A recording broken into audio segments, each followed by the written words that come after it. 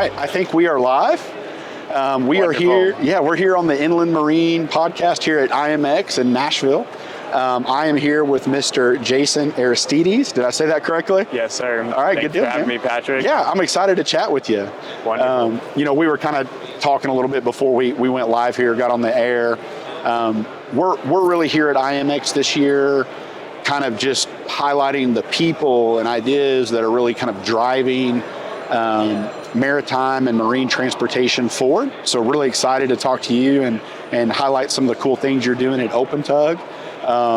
So yeah, man, if you don't mind, before we get too far in, could you maybe give us kind of a quick background on OpenTug and your role there and your involvement? Yes, sir. Well, really appreciate the opportunity to join you at such a great event. Sure. Inland Marine Expo is always a highlight of my year. But a little background on myself, I'm Jason Aristides, the CEO of OpenTug. I was working in the tug and barge industry all through college, and there I got to see the scale and the scope of barges, rivers, and what they can do for America. And it really set me on fire to help ensure that everybody who could be using barge transportation is, and that we're moving cargo on the rivers as efficiently as possible. We're looking to make barging great again. It's already great, but we're going to make it better. I love it, man. I love it. I love that motto too. Original. No, it's awesome. It's awesome. One thing I'd like Jason to kind of maybe dive in a little bit deeper with you on is, specifically, like, what are some of the pain points that OpenTug is helping shipping and carriers solve in today's space? Definitely. So there's a couple areas. One of the big factors is we want to make more barge days. It's expensive to build barges nowadays, and you're obviously confined to how much cargo you can move on a given trip. And it really comes down to removing all of the inefficiencies. Everywhere that there's a lack of visibility and predictability, there's an area for inefficiency. So we are trying to help align all the stakeholders and bring visibility to any transaction to make more barge days.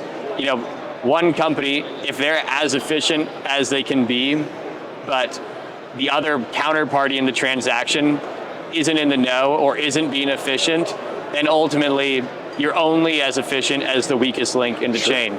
So we believe by providing real-time visibility and ETAs and keeping everybody aligned, we can remove empty and idle downtime that's caused by people not showing up on time, not being aware that a barge is coming or where the barge is.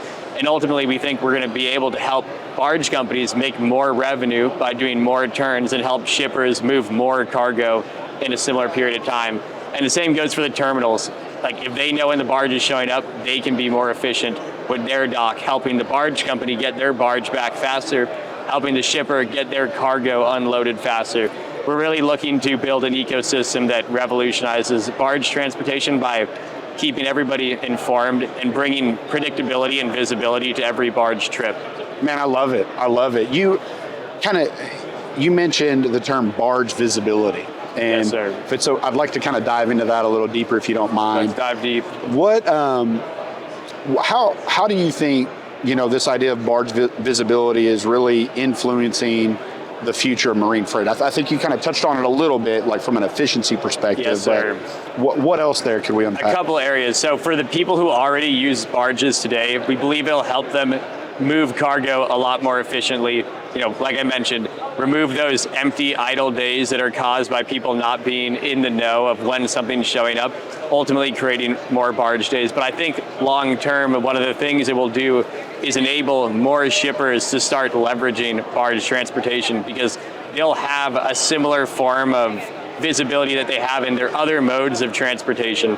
If we can help make it easier and more predictable for other shippers to start, looking into how long will something take, how much would something cost, and where is my barge and when will it show up, ultimately more businesses can start leveraging the benefits and hear the good news of barge transportation.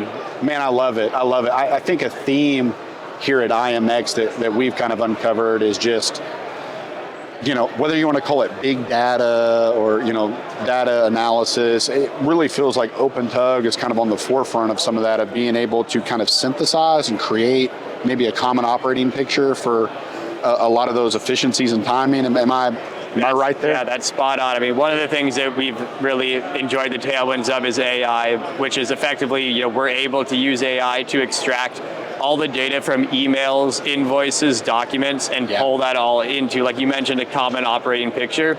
So all the communication that's happening over email is still getting synthesized into a single source of truth, combined with live information from locks, water levels, weather, actual locations of barges and tugboats, and bringing that all into one picture. Man, that's exciting. I think it's something that is kind of a new territory, new horizon, not just for the maritime industry, but for, all industries are being affected by AI. So, man, it sounds like you guys are working on some pretty cool, innovative stuff over at OpenTug. Almost said OpenAI. Getting close. But no, man, I really appreciate you, kind of sharing your story with us here today. Anything else for our listeners? Any parting words that you would like to share? Well, ultimately, just really appreciate the chance to be on the podcast. And for those people who aren't using barge transportation today, we hope you do, because ultimately we think over this period, domestic transportation is becoming more important than ever before. And there's really a lot of areas that I think the country as a whole hasn't been looking at or hasn't been evaluating leveraging barges for. And I think now, as supply chain resilience has become more and more important, it's time to start leveraging as many areas of the rivers and waterways that we can. Man, I love it. I love it. It's exciting. Jason, what's the best way for folks to connect with you or OpenTug to learn more about what you guys got going on?